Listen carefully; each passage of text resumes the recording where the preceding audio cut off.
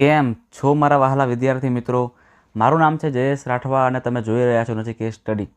મિત્રો, આપણે ગયા વિડીયોની અંદર દ્વિચલ સુરેખ સમીકરણ યુગ્મમાં સ્વાધ્યાય 3.1ની અંદર સ્વાધ્યાય 3.3ની અંદર લોપની રીત શીખ્યા હતા, બરાબર ને? કે એ રીતમાં આપણે શું કરવાનું હતું એ આપણે દાખલા નંબર 1, દાખલા નંબર 2 અને દાખલા નંબર 3માં આપણે બધી જ પ્રેક્ટિસ કરેલી હતી. જો મિત્રો તમે હજુ સુધી એ વિડીયો ન જોયો હોય તો ખાસ જોઈ લેજો, કારણ કે લોપની રીત વિશેની તમામ માહિતી તમને એ વિડીયોમાં આપેલી છે. ક્લિયર છે? હવે મિત્રો આપણે આ વિડીયોથી દાખલા નંબર 4ની શરૂઆત કરવાની છે. ચાલો કરી દઈએ. સૌથી પહેલાં લખી દઈએ આપણે સમીકરણ જે આપણને આપેલા છે. 3x + 2y = 5. 3x + 2y = 5.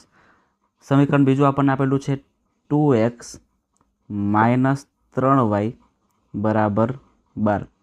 હવે તમે જોઈ શકો છો મિત્રો એવી રીતે કે અહીંયા પણ 3 છે, અહીંયા 2 છે. તો અહીંયા 3 ને 2 છે તો 3 દુ 6 થાય. એટલે આને મારે 6 કરવો પડે ને આને મારે 6 કરવો પડે. તો આને 2 વડે ગુણવાના અને આને 3 વડે ગુણવાના, એવું થાય. અથવા તો અહીં ઉપર 2 નીચે 3 છે. તો એક કામ કરીએ, આપણે વાયને સેમ કરી દઈએ, કારણ કે વાયમાં જો ઓલરેડી પ્લસ અને ઓલરેડી માઇનસ આપેલું છે એટલે પ્લસ માઇનસ કરવાની કંઈ જરૂર નહીં પડે, ડાયરેક્ટ જ કટ થઈ જશે. એટલે આમાં આપણે વાયને સેમ કરીએ છીએ. તો અહીંયા 2 છે તો 2માંથી 6 કરવા માટે આપણે આને 3 વડે ગુણવું પડે. અને આ 3 છે તો 3ને મારે 6 કરવા માટે એને 2 વડે ગુણવું પડે આ સમીકરણને.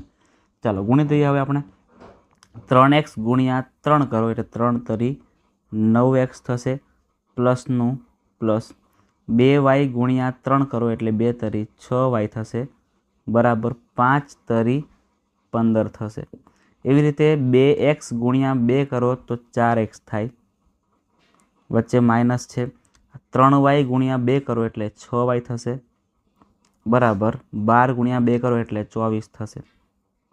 હવે આપણે લાઈન કરી દઈએ અને પછી કાપા કાપી કરી દઈએ એટલે થઈ જશે. 6y પ્લસમાં છે ને 6y માઇનસમાં છે એટલે કેન્સલ થઈ જાય. શું બચે છે લખી દઈએ આપણે. તો 9x 4y કરો એટલે 9 ને 4 13 થાય, 13x થશે.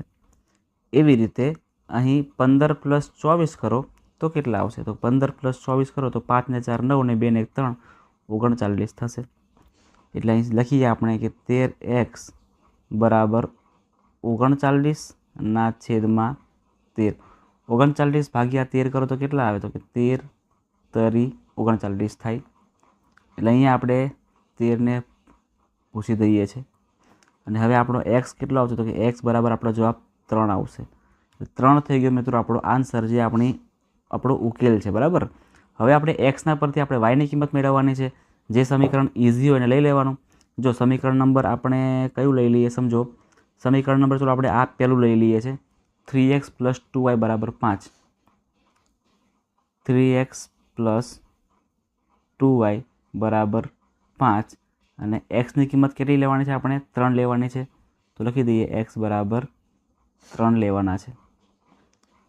3 ના 3 x છે ને ત્યાં કેટલા આવશે? હવે ફરી 3 આવશે, પ્લસ 2y = 5. 3 તરી 9 થાય, પ્લસ 2y = 5.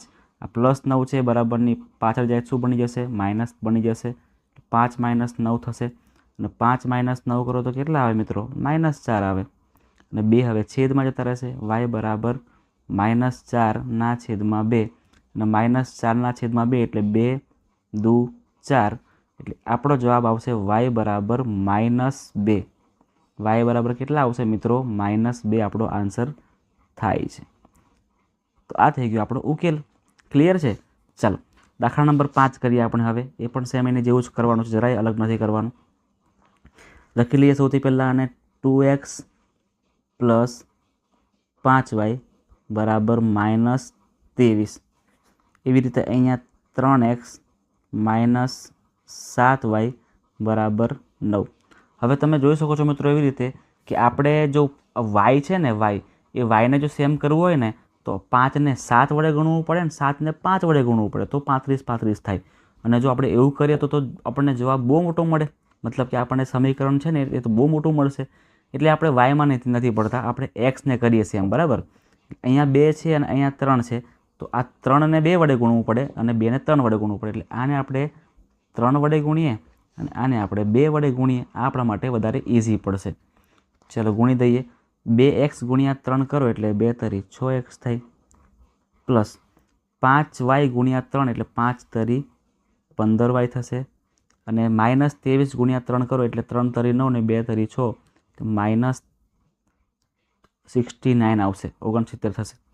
એવી રીતે આને 2 વડે ગુણવાના છે એટલે 3x ગુણ્યા 2 કરો એટલે 6x, વચ્ચે માઇનસનું માઇનસ, 7y ગુણ્યા 2 એટલે 14y બરાબર 9 દુ 18.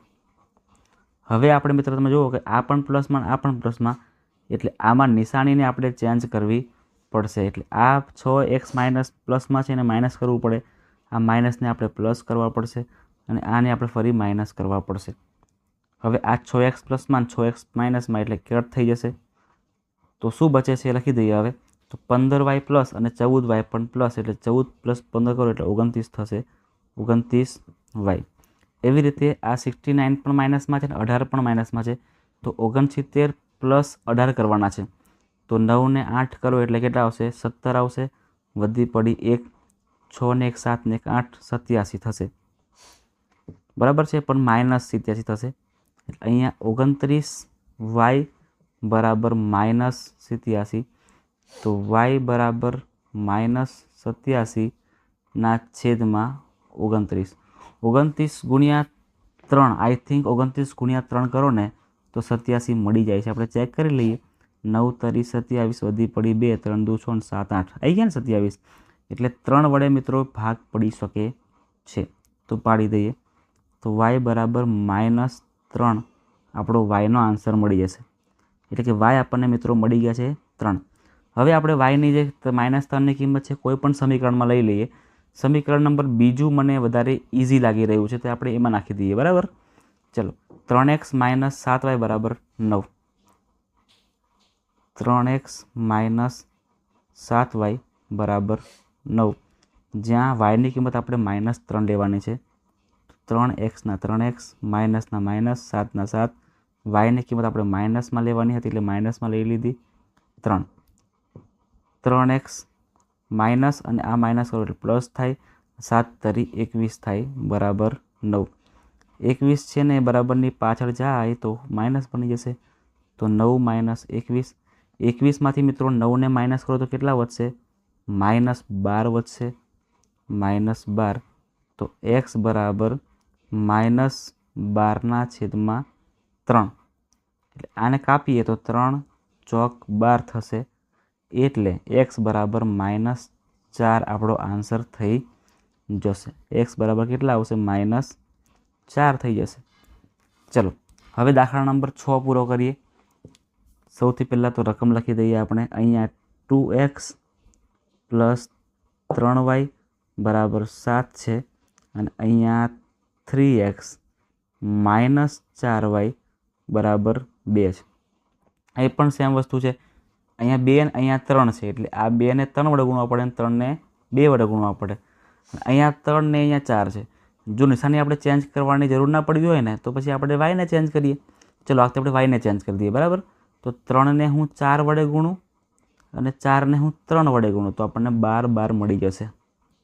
ચલો, એટલે 2x ગુણ્યા 4 કરો એટલે 2 ચોક 8x થશે, પ્લસ 3y ગુણ્યા 4 કરો એટલે 3 ચોક 12y થશે, બરાબર 7 ગુણ્યા 4 7 ચોક 28 થશે. એવી રીતે 3x ગુણ્યા 3 કરો એટલે 3 તરી 9x થશે, વચ્ચે માઇનસ. 4y ગુણ્યા 3 કરો એટલે 4 તરી 12y થશે, અને પાછળ 3 ગુણ્યા 2 કરો એટલે 6 થશે. હવે આમાં નિશાની કંઈ ચેન્જ કરવાની જરૂર પડશે નહીં, કારણ કે 12y એક પ્લસમાં છે અને એક ઓલરેડી માઇનસમાં છે, એટલે ડાયરેક્ટ અહીંયા આપણે કટ કરી શકીએ છીએ. શું બચે છે હવે લખી દઈએ. તો 8x + 9x, 8 ને 8 16 ને 17, 17x બરાબર 28 + 6 કરો તો કેટલા આવે? 28 + 6 કરો તો 34 આવે. એટલે અહીંયા આવશે કેટલા? 17x બરાબર 34 થશે. તો x બરાબર 34 ના છેદમાં 17. 17 દુ 34 થાય, 17 દુ 34 થાય, એટલે આપણને x કેટલા મળી જાય છે? x આપણને 2 મળી જાય છે. ક્લિયર છે મિત્રો? x આપણને કેટલા મળી જાય છે? 2 મળી જાય છે. હવે આપણે x બરાબર 2ની કિંમત કોઈ પણ સમીકરણ ઇઝી દેખાય ને તે નાખી દેવાની છે, બરાબર છે. ચલો સમીકરણ નંબર 2 ઇઝી પડશે આપણને, 2x + 3y = 7. તો લખીએ આપણે 2x + 3y = 7. જે જગ્યાએ x છે ત્યાં 2 લખવાના, એટલે 2 ના 2, આ xની જગ્યા પર ફરી 2 લખવાના છે, પ્લસ 3y = 7. 2 × 2 કરો એટલે 4 થશે, પ્લસ 3y = 7. 4 છે બરાબરની પાછળ જવા દઈએ તો 3y = 7 - 4, અને 7 - 4 કરો તો કેટલા આવશે? 3 આવશે. તો y = 3/3 થશે. 3 × 3 થશે, એટલે અહીં આપણો જવાબ શું આવશે? y = 1 આવશે. થઈ ગયું મિત્રો, આટલું સિમ્પલ છે. આટલી સિમ્પલ લોપની રીત છે જે બધા જ વિદ્યાર્થીઓને આવડવી જ જોઈએ, ફરજિયાત છે મિત્રો. આમાંથી એક દાખલો તમારો ફરજિયાત એક્ઝામમાં હશે જ, લોપની રીતનો દાખલો, બરાબર છે. એટલે મિત્રો તમારે ખાસ આની પ્રેક્ટિસ કરી લેવાની છે. ખાસ પ્રેક્ટિસ કરી લેજો, ખૂબ જ સિમ્પલ છે, તમને આવડી જાય એવું જ છે. કરશો ને મિત્રો પ્રેક્ટિસ? ચાલો હવે આપણે દાખલા નંબર 2 છે ને એ આપણે નેક્સ્ટ વિડીયોથી કરશું, અત્યારથી નથી કરતા. તો ત્યાં સુધી મિત્રો જે પણ વિદ્યાર્થીઓ ચેનલ પર પહેલી વાર આવી રહ્યા છે, વિડીયો પહેલી વાર જોઈ રહ્યા છે, એ તમામ વિદ્યાર્થી મિત્રો ચેનલને સબસ્ક્રાઈબ કરી નાખજો, વિડીયોને લાઇક કરી દેજો, તમારા મિત્રો સુધી આ વિડીયોને શેર કરી આપજો, અને હા મિત્રો કોમેન્ટ ખાસ કરજો કે તમને મારો આ વિડીયો કેવો લાગ્યો છે. આપણે આની પછીના વિડીયોમાં દાખલા નંબર જે 2 છે ને એમાં દાખલા થોડા મોટા આપેલા છે, પણ એને પણ આપણે ઇઝીલી સોલ્વ કરી દેવાના છે, બરાબર છે. એમાંય આપણે જરાય ચિંતા કરવાની જરૂર નથી, બધું જ સિમ્પલ છે. તમારે માત્ર ને માત્ર કોન્સેપ્ટ સમજવાનો છે અને પ્રેક્ટિસ કરવાની છે. ક્લિયર છે મિત્રો? તો મળીએ છીએ આપણે નેક્સ્ટ વિડીયોમાં, જેમાં આપણે દાખલા નંબર 2ના 4 દાખલા પૂરા કરાવીશું.